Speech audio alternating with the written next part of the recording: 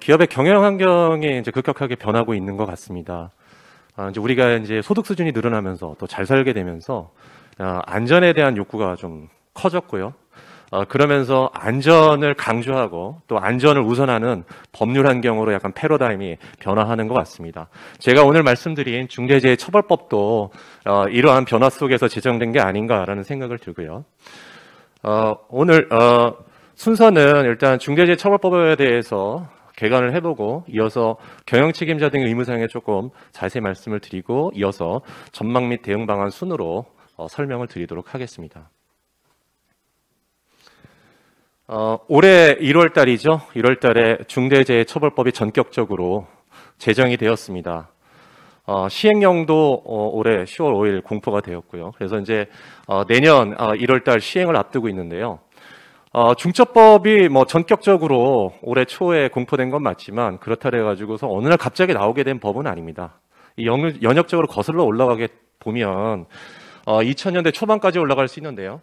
당시에 이 노동건강연대를 중심으로 해가지고서 재해 발생은 개인의 과실로 인한 게 아니다. 뭔가 구조적인 문제에 의해서 발생한다는 인식 전환을 위한 캠페인이 벌어졌었고 그와 함께 이제 입법운동이 같이 전개가 되었고요. 이후 2014년도 세월호 참사, 그다음에 가습기 살균 등의 사고 이어지면서 2017년도에 혹시 중대재해기업처벌법이라는 게 정식으로 입법 발의까지 되기도 했습니다. 다만 이때 발의된 법안은 결국 뭐 임기 만료로 폐기되긴 했지만 이후에 뭐 태연화력 발전 사망사고가 발생하면서 안심에 대해서 이제 국민들의 관심이 좀 더 많이 고조가 되었고 이어서 이제 이천 물류창고 화재 사건까지 이제 발생을 하게 됐죠. 이런 물류창고 화재가 이제 같은 것들이 계속 반복되다 보니까 2020년도 이제 21대 국회가 5월 30일 개원을 하게 됐는데 21대 국회 개원과 동시에 정의당에서 중대재해기업처벌법을 발의했고 이를 필두로 해서 여야로부터 모두 총 5건의 법안이 발의가 되었습니다. 근데 이 중대재해처벌법은 좀 재미난 게 국회 동의청원 절차가 진행이 되는데 국회 동의청원 절차는 30일간에 10만 명이 동의를 하게 되면은 국회에서 심의를 다룰 수 있도록 하게 하는 청원입니다. 중대재해기업처벌법은 그 30일 안에 10만 명의 동의를 하게 됐었고요. 그래서 이거를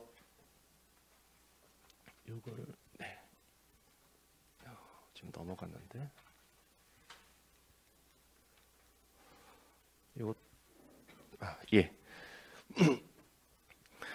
2020년 하반기에 여야 간에 이제 열띤 토론이 있었고요. 그래서 올해 이제 1월 달이죠. 1월 달에 법제사법위원회 대안으로 중처법이 제정이 되게 이르는 것입니다. 자, 중처법의 구조에 대해서 간략하게 살펴보면 중처법은 총 4장 16개조로 되어 있는 아주 단순한 구조를 갖고 있습니다. 1장 총칙인데요. 총칙에는 목적과 정의에 대해서 규정하고 있고, 자, 2장에서 중대산업재해에 대해서 규정을 하고 있습니다. 산업재해도 뭐 6개 정도의 조문밖에 안 되는데, 특히 중대산업재해 같은 경우에는 5인 미만 사업 또는 사업장 경우에 대해서는 적용하지 않는 도록 규정을 하고 있습니다. 3장에서 중대시민재해에 대해서 규정을 하고 있는데 중대시민재해는 중대산업재해와 달리 적용 범위를 특별히 제한하고 있지는 않습니다. 4장 보칙인데요. 보칙에서는 이제 심리 절차의 특례, 뭐 피해자 유족 등의 증인심을 할 수 있는 특례를 두고 있고, 그다음에 징벌적 손해배상 책임에 대해서 규정을 하고 있습니다. 근데 이 뭐 징벌적 손해배상 책임은 언제나 인정되는 건 아니고 중대재해가 고의 또는 중과실에 의해서 발생한 경우에 인정되고 그 한도가 5배로 제한이 되어 있습니다.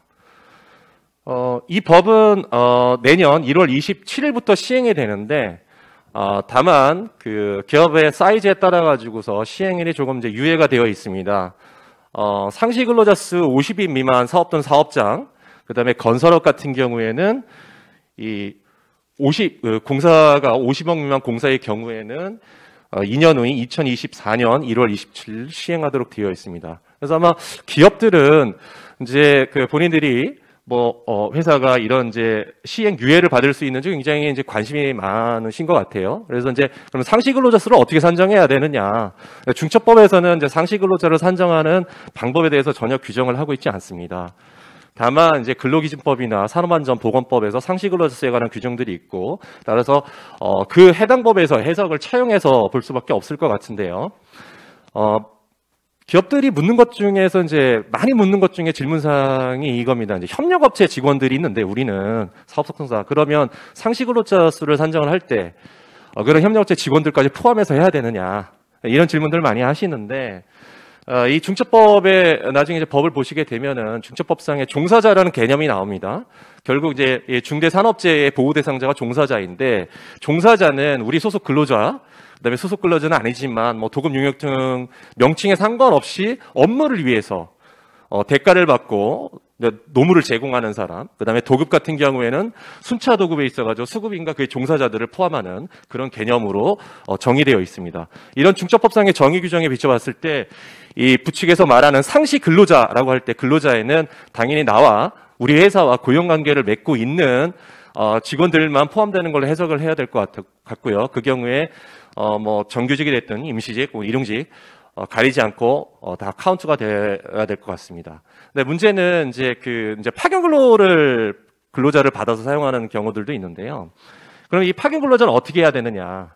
일단 산업안전보건법에서는 파견 근로자는 상시 근로수를 산정하는데 카운트가 됩니다. 근데 그거는 사실 이제 파견법상의 특별한 법률 규정이 있기 때문에 그런 것이고요. 즉 파견법에서 이 파견 근로에 있어가지고서 사용 근로자를 산업법상의 사용자로 간주하는 규정이 있습니다. 그 규정을 근거로 해서 산업법상 상시 근로자 산정할 때에는 파견 근로가 카운트 되는데, 현재 중첩법과 관련해서는 이제 그러한 규정이 없습니다. 뭐 나중에 이제 법이 개정될 수도 있겠지만 현재로서는 중첩법상 상시 근로자를 산정하는 데 있어 파견 근로자 포함되지 않는다, 이렇게 보셔도 될 것 같습니다.